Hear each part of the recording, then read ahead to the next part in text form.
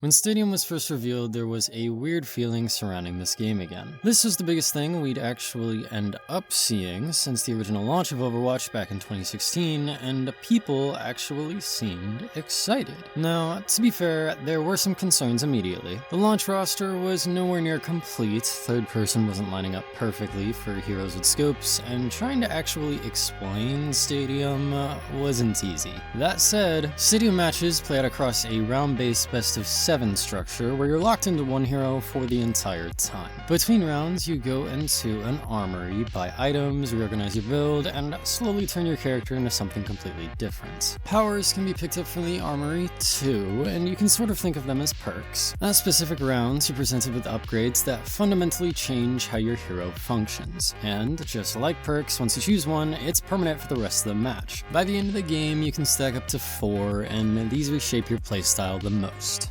Looking back, I can't help but notice the similarities between this system and Junkenstein's Laboratory. We've seen that mode the past couple years during Halloween Terror, and it also revolves around stacking strange hero mutations together, which, in retrospect, feels like a rough prototype for what Stadium would eventually become. When the mode first launched, there was a little event called Stadium Initiation. A bunch of challenges were tied to it, but the one I definitely remember the most required you to win a game with every hero in the mode.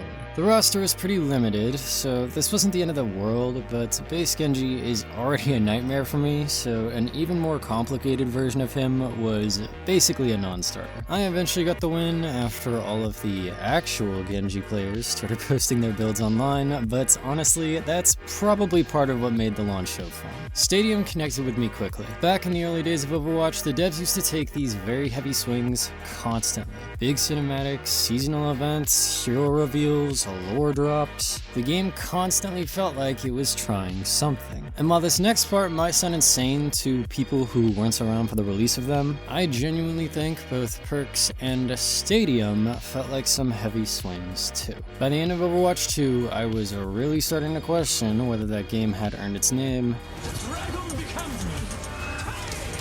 Bounty eliminated.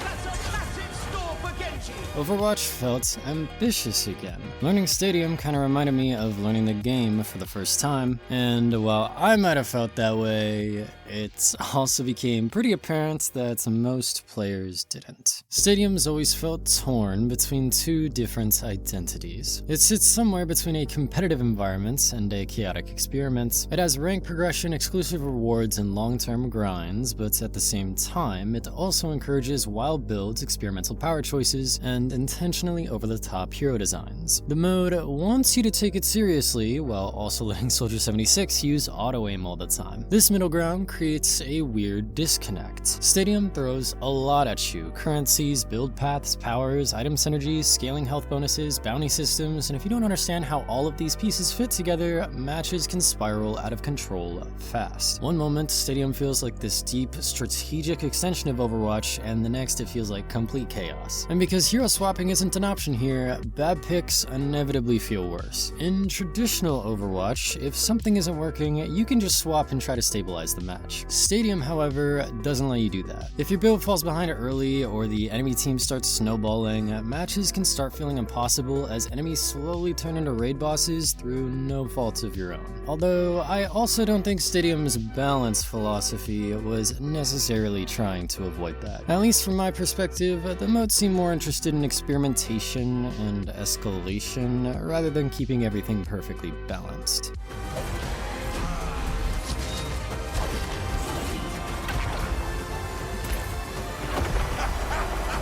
The developers were a little unsure about what Stadium was supposed to be sometimes. Mirror match restrictions were added, then reverted almost immediately after Backlash. At one point, the best of 5 format replaced best of 7 in competitive, but that got rolled back too. It kind of felt like they were still searching for the mode's identity in real time. And eventually, that same uncertainty was reflected in the community too. As of the time I'm making this, there's only ever been one one Stadium video that's actually surpassed the original reveal trailer in views. Aside from that one video though, almost everything else related to Stadium sits far below it. I'm not bringing this up to be a dick, I'm bringing it up because before we can really talk about Stadium, or more accurately, before I can, I first need to accept what it actually became. Stadium absolutely gave Overwatch momentum again, and it definitely made the conversation surrounding the game feel alive,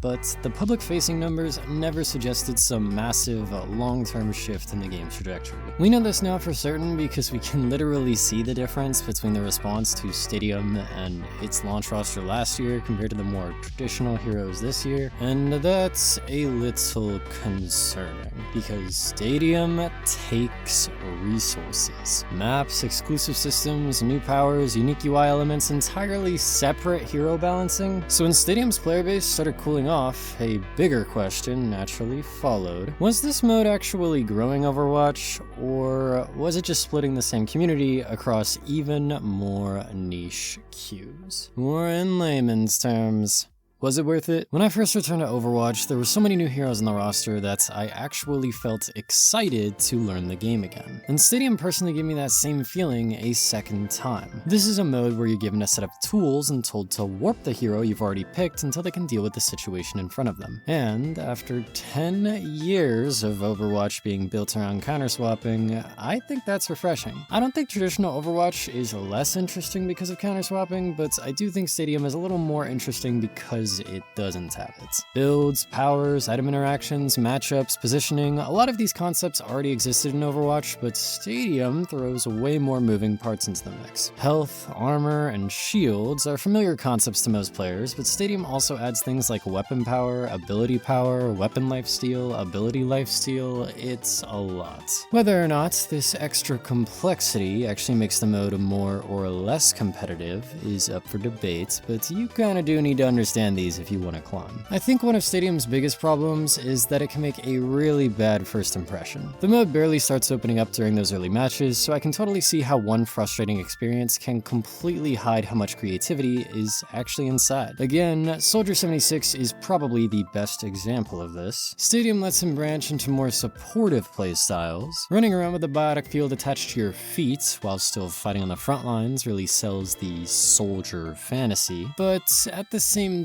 time, his auto-aim visor builds are some of the first things players are likely to run into, and they can feel miserable to play against, especially if you don't fully understand what's happening yet. If I had to describe Stadium as simply as possible, I'd say it's a version of Overwatch where the highs are higher and the lows are lower. When your build finally comes together, when your teammates are synergizing their loadouts, and when a match turns into one of those long back and forth fights where everybody's builds are spiraling out of control, it can be some of the most refreshing Overwatch has felt in years. But when it feels like you lost during the draft, when your build can't solve the problem in front of you, and when you're stuck in a steamroll that isn't one-sided enough for a mercy rule, it can make you question why you just haven't picked up MR. A game within a game. A meta. Thank goodness this book has pictures.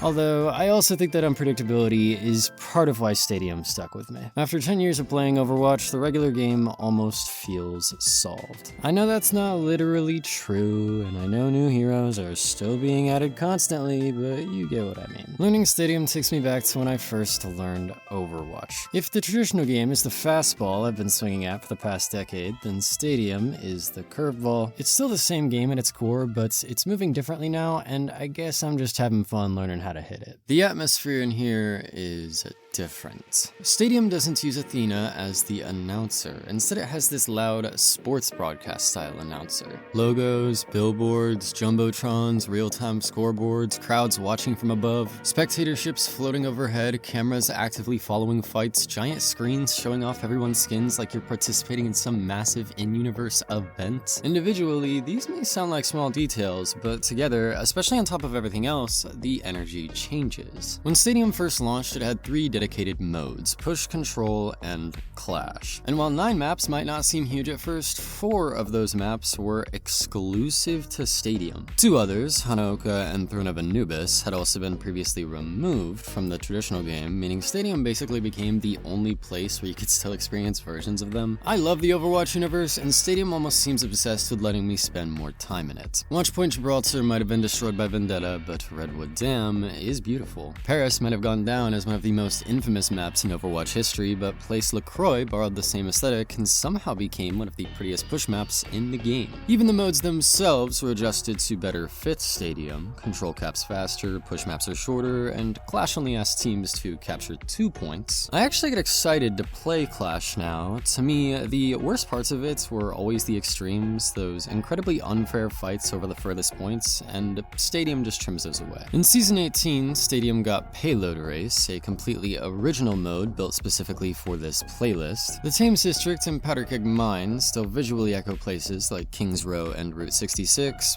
but they were also brand new objectives and environments created solely for Stadium. Wuchang University in Season 20 was the moments where I really started noticing pushback towards Stadium's growth, and to be honest, I think some of that criticism has always been fair. Wuchang University was a completely original environment. Most, if not all of these assets are new. It's the same school from Wuyong and Anran's lore. Did the developers really build all of this just for Stadium? Thankfully, Sarenza pulled things back a little. During Overwatch's big refresh, most of the attention was on all of the changes to the traditional game. Some existing maps got visual overhauls and reworks, but Stadium also received a new one. Though, unlike Wuchang, Sarenza feels much more resourceful. It shares Rialto's canals, architecture, atmosphere, and you can literally see Rialto somewhere in the background. Fun fact, the shortened versions of Hanaoka and Throne of Anubis also preserve their little glimpses into the wider world as well. Stadium kept growing in a way that was hard to brush off. More maps, more systems, more experimentation, more storytelling. I mean, Vendetta took Doomfist's arm like 3 months ago, and somehow she's already built this strange military church compound. For years, Talon mostly existed as this shadowy organization lurking in the background of cinematics and lore, but now, thanks to Vendetta's dictatorship, Rialto Colosseo and Arena Victoriae all received major visual overhauls, while Sarenza also recycled that same strange aesthetic into something new. I said this in the current state of Overwatch, but Vendetta was teased inside Stadium before she released. Posters with her silhouettes and replicas of her sword have been sitting inside Arena Victoriae ever since that map launched, and I've always really liked that since it reminds me of old Overwatch storytelling. That visual overhaul later replaced the statue in the middle of the map with one of Vendetta herself, presumably because she's both the champion of the Colosseo and, again,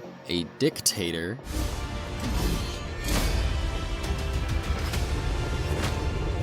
Resistance is pointless. Talon is everywhere.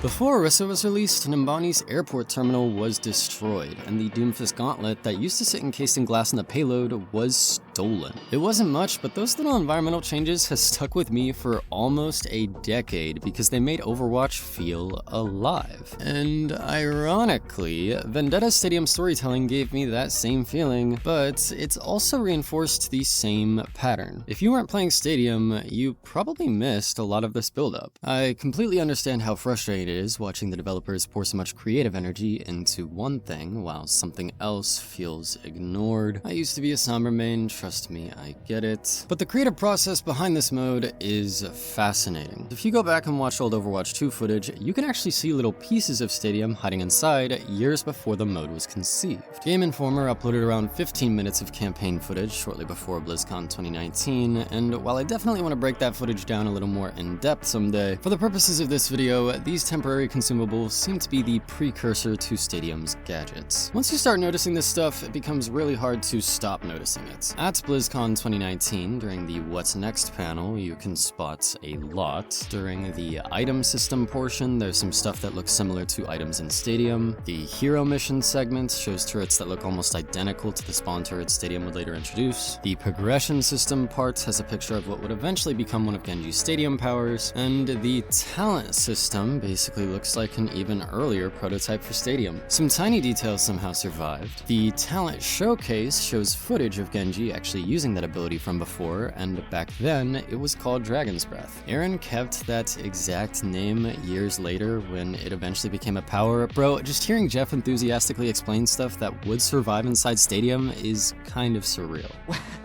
When I play Genji anything. and I press my ultimate ability button, usually there's no one anywhere near me. And I'm standing there and my dash is on cooldown and I just kind of feel stupid. And then like I go back and I watch those YouTubes and I'm like, how do they do it? Need healing. Yeah, exactly. But this ability is made for someone like me. So he actually gets to shoot out a projectile from his sword.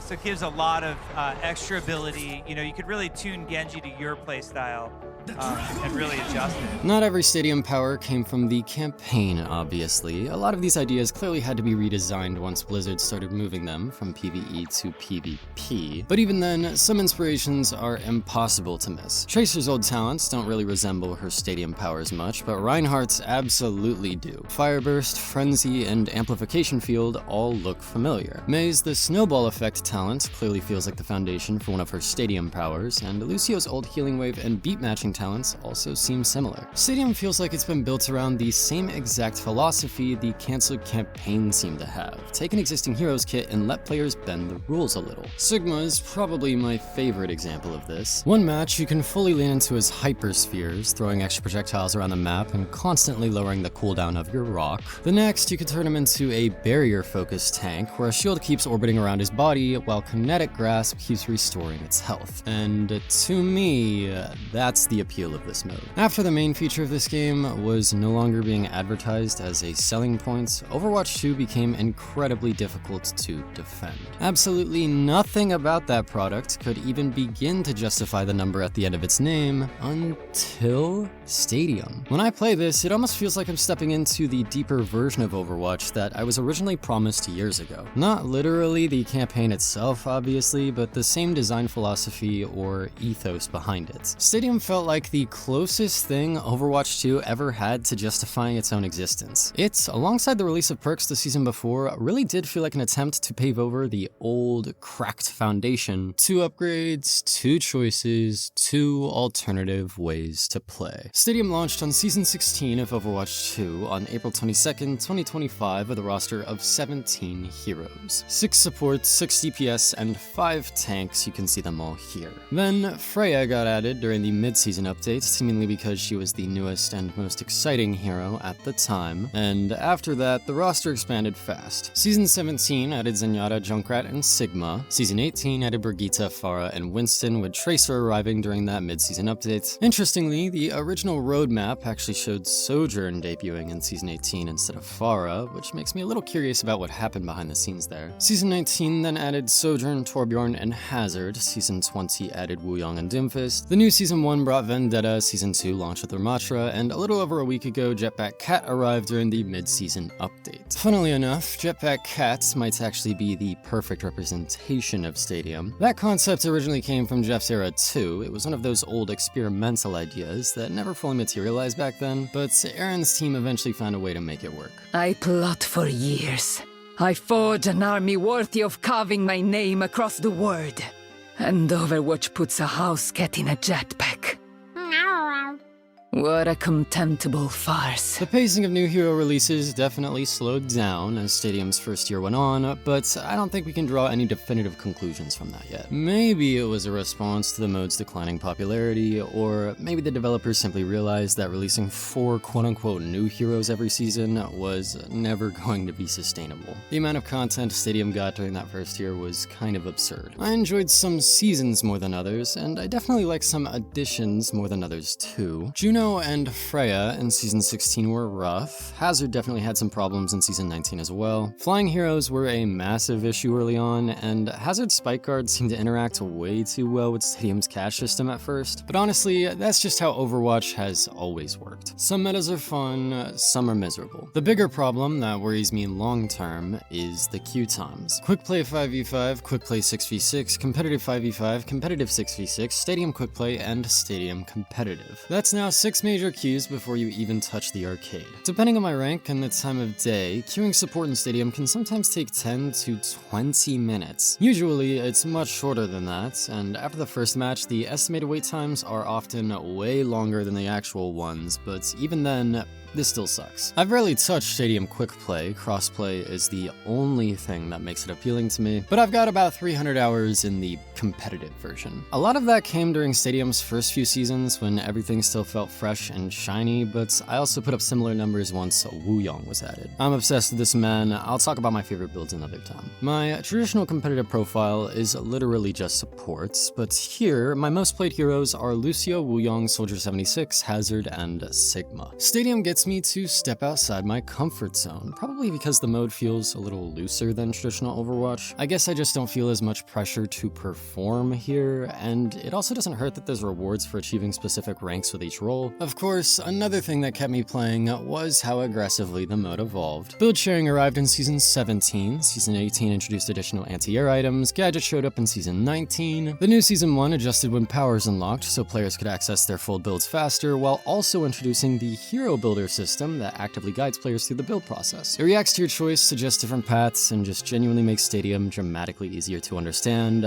I never knew how badly the mode needed something like this. Parts of Stadium's UI were also refreshed around this period alongside the rest of Overwatch. I understand why they wanted everything to feel visually unified, but I'm still adjusting to the new look. Stadium almost feels like a testing ground for ideas the traditional game is too afraid to touch. Draft systems, third-person gameplay, visible damage and healing numbers, these are the kinds of bigger ideas that might feel too disruptive elsewhere, but Stadium gives the developers a place to experiment with them. For those who don't know, that's actually how we got lever compensation. When I first came back to this game, I knew something was different, but after the reveal of Stadium, I immediately understood what that feeling was. Overwatch is still taking swings. Not every swing connects. Stadium absolutely fell off publicly, but personally, I couldn't care less. The popularity of Overwatch 2 isn't exactly what pulled me back to that game. The failure of Stadium isn't going to push me away from it either. After all the updates, balancing new heroes, and improvements, I've naturally built up a wishlist of things I'd personally like to see after spending so much time with it. Now, I'm not a game designer, so maybe some of these are awful ideas, but these are the kinds of things I keep bouncing around. I think it'd be cool if players could transfer cash between teammates. Stadium's economy already controls so much of the flow of the match that giving players more ways to influence it could potentially create some interesting teamwork opportunities. I also think Stadium probably needs a surrender option. Theoretically, every team can build themselves out of bad situations, but realistically, some matches just feel hopeless once things start snowballing. And since you can't switch heroes, the frustration snowballs too. Matchmaking has been a problem since launch. Stadium wants to be treated like a competitive environment, but the matchmaking has never reflected that. Your normal Overwatch rank has no effect here, and it feels like your Stadium rank barely does either. This is the main reason I just play the mode for fun. Stadium needs to pick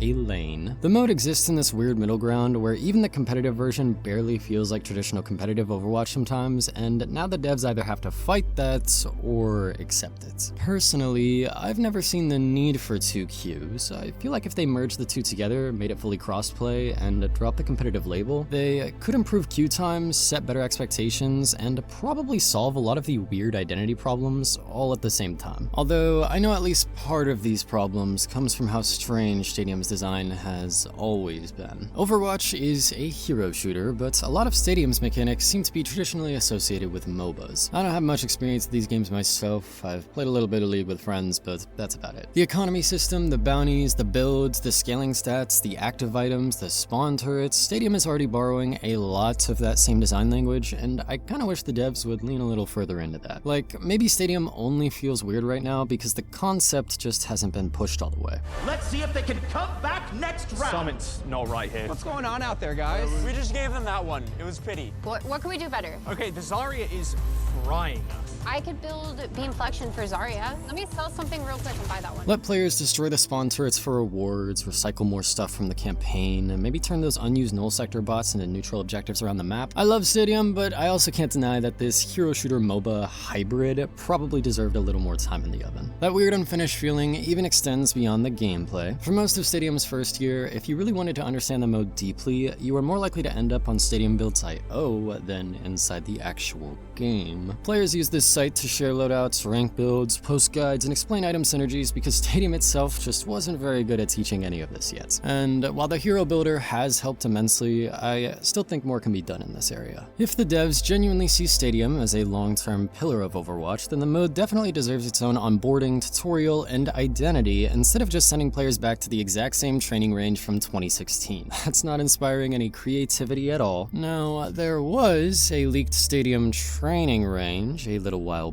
back. I haven't been able to get that image out of my head ever since I saw it. I just think something like that might attract new players more than another new map. But most importantly of all, Stadium needs to slow down. This isn't the most popular mode in Overwatch, yet it still already received 8 exclusive maps. It launched with 4, then got 4 more. All while the traditional game only received 1. Atlas released last June, and the next one isn't until this June. Stadium feels like the developers finally getting a chance to experiment again. Like developers picking up abandoned mechanics, leftover campaign pieces, and half-finished ideas that were originally supposed to define Overwatch 2, and finally finding somewhere to put them. There's a looselessness to it, a willingness to try new things, and if Stadium only exists because the developers still working on this game needed somewhere to pour all that leftover creative energy, then I'm fucking glad it does. I've got my gripes with it, and I know others do too, but after everything that happened with Overwatch 2, I'd rather watch these devs try and fail to build something strange out of those leftover campaign pieces than pretend those ideas just never existed at all. Games are a lot better when they feel like they have something to say, and like it or not, Stadium is saying something. Happy 10-year anniversary, Overwatch. You didn't make it this far without swinging all the way.